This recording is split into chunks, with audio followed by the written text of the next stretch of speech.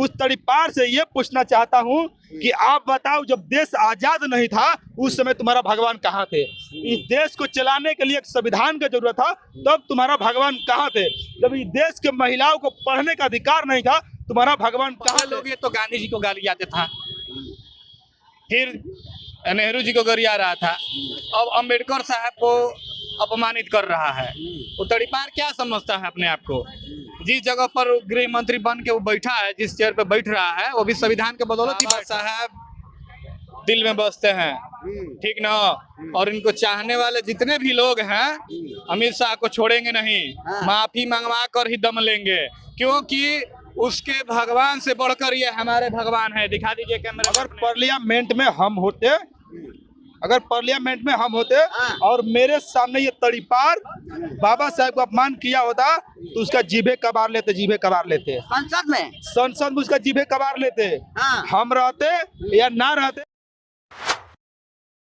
दोस्तों, इस देश में संविधान लागू हुए कुल 75 वर्ष हो गए और इसी चीज को लेकर जो संसद भवन में शीतकालीन सत्र चल रहा है, उसमें जो है गृह मंत्री अमित शाह के द्वारा कहा जाता है कि अम्बेडकर अम्बेडकर अम्बेडकर। जितनी बार आप लोग अम्बेडकर का नाम लेते हैं, अगर उतना नाम भगवान का लेते तो सातों जन्मों तक आपको स्वर्ग मिल जाता। और अब जब ये बयान कांग्रेस अपने ऑफिशियल आईडी डालती है, उसके बाद देखते देखते अमित शाह के इस बयान से पूरे भारत में जितने सारे अम्बेडकरवादी हैं, जितने सारे संविधानवादी हैं, बहुजनवादी हैं, सभी लोग जो है अमित शाह के इस गुस्से से बिल्कुल उनमें आक्रोश है। अभी हम देखिए बक्सर के बाबा साहब भीमराव अम्बेडकर के प्रतिमा के नीचे हैं, जिस बाबा साहब भीमराव अम्बेडकर को अपमान करने का काम अमित शाह के द्वारा किया गया है। आज देखिए कुछ ही देर पहले जो है अमित शाह की यहाँ पर तस्वीरों को जलाने का काम किया गया है। और देखिए तमाम जो है भीम आर्मी के कद्दावर नेता हैं। क्या नाम हुआ आपका? सुरेश आजाद समाज पार्टी जिला अध्यक्ष बक्सर। यहाँ पर किसका पुतला दहन किया आप लोग? ये गृह मंत्री अमित शाह जी का हम लोगों ने अर्थी निकाले थे। और अर्थी निकाले थे, मरने के बाद निकाला जाता है। तो अमित शाह को तो स्वर्ग चाहिए ना भाई। तो स्वर्ग मरने के बाद ना स्वर्ग मिलता है, बताइए। तो स्वर्ग चाहिए, तो इसलिए हम लोग सोचे कि भाई अमित शाह का निधन हो गया है, तो उनका हम लोगों ने सब भीम सैनिक जो भीम आर्मी के लोग, आजाद समाज पार्टी के लोग आए और उनका अर्थी लेकर आए और आकर बाबा साहब के चरणों में उनको स्वर्ग में भेजे। आप लोग को स्वर्ग नहीं चाहिए? देखिए, हमको तो स्वर्ग भी और मुक्ति भी मिल गया है बाबा साहब अम्बेडकर की बदौलत। अगर इस देश के महिलाओं को, इस देश के करोड़ों लोगों को अगर स्वर्ग मिला है तो बाबा साहब अम्बेडकर की बदौलत मिला है। तो अमित शाह का यहाँ पर पुतला फूके आप लोग? ये बिल्कुल, जिस तरीके से अमित शाह जी के द्वारा बाबा साहब अम्बेडकर जी को अपमान किया गया था पार्लियामेंट में, ये बिल्कुल निंदनीय है। ये बिल्कुल बर्दाश्त नहीं किया जाएगा। ये कहे थे, जो भाषा का प्रयोग किए थे कि लोग ये फैशन चल जाएगा, अम्बेडकर अम्बेडकर अम्बेडकर लोग चिल्ला रहे हैं, अगर भगवान का नाम लेते तो स्वर्ग मिल जाता। तो मैं पूछता हूँ उस तड़ीपार से ये पूछना चाहता हूँ कि आप बताओ, जब देश आज़ाद नहीं था उस समय तुम्हारा भगवान कहाँ थे? इस देश को चलाने के लिए एक संविधान की जरूरत था, तब तुम्हारा भगवान कहाँ थे? जब इस देश के महिलाओं को पढ़ने का अधिकार नहीं था, तुम्हारा भगवान कहाँ थे? इस महिलाओं को घर से बाहर निकलने का अधिकार नहीं था, उस समय तुम्हारा भगवान कहाँ थे? इस देश के जो दबे कुचले लोग हैं उनको शिक्षा से वंचित रखा गया था, उस समय तुम्हारा भगवान कहाँ थे? अमित शाह, तुम बताओ, अनपढ़ गंवार जाहिल, तुम बतलाओ, तुम जिस पद पर हो, तुम्हारा सगे लोग है और तुम्हारा वो नलायक जो बेटे तुम जिस पद पर बैठा हो, किनके बदौलत बैठा हो? आप भाई, आप पढ़े लिखे पत्रकार हैं, आप बताइए, अमित शाह जिस पद पर है, उसके बेटे हैं, जो उसके रिश्तेदार भी है जिस पद पर, आप बताइए बाबा साहब अम्बेडकर की बदौलत है या किसी भगवान की बदौलत है? आप बताइए। संविधान की बदौलत। संविधान की बदौलत है। तो उस नलायक को ये भी पता नहीं है। आप कुछ दिन पहले देखे सिनेमा में चला था कि जो 12th पास करके इंटर में एडमिशन कराएगा उसको हमारा सरकार लैपटॉप देगा।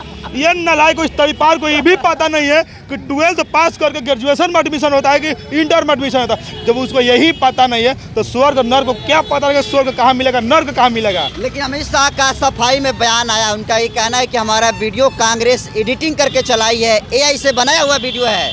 ये नलायक अमित शाह, ये तड़ीपार सारा भरल सदन में बोल रहा, अपने मुँहों से बोल रहा है। कुछ दिन पहले भी ये लोग जो दबे कुछ अनुसूचित जाति के लोग, दलित समाज के लोग हैं, उनको भी अपमान करने का काम किया है। ये एडिट किया गया नहीं है।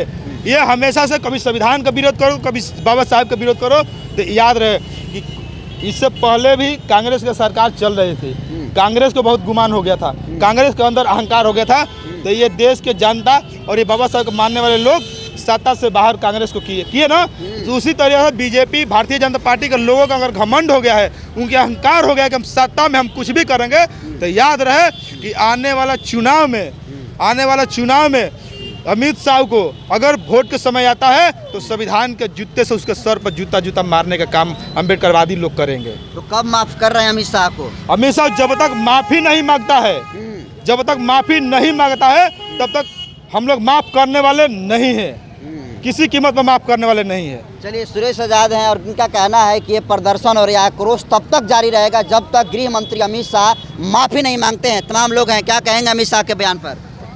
देखिए, जिस तरीके से अमित शाह जी संसद भवन में बोले हैं कि अम्बेडकर कुल 17 सेकंड की 15 सेकंड का समथिंग वीडियो है उनका जी। और आजकल झूठ बोलते चल रहे हैं कि AI से बनाया गया है, लेकिन वो कोई बनाया एडिटिंग नहीं है, उन्हीं का बयान है। पहले लोग ये तो गांधी जी को गाली जाते था, फिर नेहरू जी को गरिया रहा था, अब अम्बेडकर साहब को अपमानित कर रहा है। वो तड़ीपार क्या समझता है अपने आप को? जिस जगह पर गृह मंत्री बन के वो बैठा है, जिस चेयर पे बैठ रहा है, वो भी संविधान के बदौलत ही बैठ रहा है। लेकिन आप कह रहे हैं कि गांधी जी को गलियाया, नेहरू को गलिया, उतना तो हो हंगामा नहीं मचा जितना बाबा साहब को लेकर वो हंगामा मच रहा है। बाबा साहब दिल में बसते हैं, ठीक ना? और इनको चाहने वाले जितने भी लोग हैं अमित शाह को छोड़ेंगे नहीं, माफ़ी मंगवा कर ही दम लेंगे, क्योंकि उसके भगवान से बढ़कर ये हमारे भगवान है। दिखा दीजिए कैमरे में अपने, ये हमारे लिए भगवान है। अगर ये आपके कैमरे पर बोल रहे हैं या उनका विरोध कर रहे हैं, ये भी इजाज़त हमारा संविधान देता है। ये हमारा राइट्स है कि हम उनके बोलने का सवाल का जवाब दें। आर्टिकल 19 है, ये हमको बोलने का आज़ादी है, सवाल पूछने का भी आज़ादी है। आप किसी से भी पूछ लीजिए कि जिस बात से वो पेश आए हैं, जिस तरीके से पेश आए हैं कि अम्बेडकर ये बोलना एक फैशन हो गया है, तो बाबा साहब हमारे लिए फैशन है, इंस्पिरेशन है, मोटिवेशन है, सब कुछ है मेरे लिए। कह ही रहे हैं कि उसके भगवान से भी बढ़कर हमारे अम्बेडकर साहब हैं। क्या नाम हुआ आपका? विक्की बाबू, बक्सर। तो देखिए, जिस फैशन की बात अमित शाह के द्वारा कहा गया है, देखिए तमाम अम्बेडकरवादियों का कहना यह है कि बाबा साहब हमारे लिए फैशन है, बाबा साहब हमारे लिए पैशन है, इंस्पिरेशन है और मोटिवेशन भी हैं। देखिए, एक बात और बता देना चाहते हैं कि खासकर अगर पार्लियामेंट में हम होते और मेरे सामने ये तड़ीपार बाबा साहब को अपमान किया होता तो उसका जीभे कबार लेते संसद में उसका जीभे कबार लेते। हम रहते या ना रहते, लेकिन अमित शाह नहीं रहता, ये तो गारंटी है। जब उसके लिए कानून नहीं है तो मेरे लिए भी नहीं है। अगर तुम बाबा साहब का अपमान कर सकते हो तो तुम्हारा जीभे कबारने का काम करता अगर हम रहते पार्लियामेंट में। मोदी जी भी समर्थन में उतर पाए हैं अमित शाह के, मोदी जी समर्थन में। देखिए, मोदी हो या योगी हो या देश के कोई भी हो, अगर बाबा साहब की अपमान करेगा तो उनके जीभे कबार आ जाएगा, क्योंकि उनके बाबा साहब की औलादे अभी जिंदे हैं, बिल्कुल बर्दाश्त नहीं किया जाएगा। यही स्थान है उनके सगे, उनके रिश्तेदार यही बाबा साहब के ऊपर बैठ के रामचरितमानस पढ़ने का काम कर रहे थे। अश्वनी चौबे जी साथ आप थे तो आपको ने हमने बताया कि मेरे सामने अगर बाबा साहब को कोई अपमान करता है तो हम रहे या ना रहे, लेकिन अपमान करने वाला लोग नहीं रहेंगे किसी कीमत पर। जैसे कि उनको यहाँ से हम लोगों ने उठाकर बिगने का काम किए अश्वनी चौबे को, उसी तरह अगर पार्लियामेंट में सच में हम होते तो मैं कसम कह रहा हूँ बाबा साहब का, अगर सच में होते पार्लियामेंट में तो अमित शाह का जीभ कबार देते, एकदम कसम से कह रहा हूँ। संवैधानिक हो जाएगा ना। देखिए, अगर आप बाबा साहब को अपमान कर रहे हैं तो ये भी तो संवैधानिक है ना? बताओ, बाबा साहब का अपमान करें तो इस असंवैधानिक है, जब हमने उसका इलाज कर दिया तो असंवैधानिक कैसे? संसद के बाहर तो राहुल गांधी हैं, तमाम विपक्षी नेता विरोध कर रहे हैं। संसद के बाहर तो हुआ ही हुआ, लेकिन खासकर जैसे यहाँ जिस तरीका से हमने किया, अगर खासकर वहाँ भी हम होते तो ये काम जरूर कर देते, ये पक्का कर देते।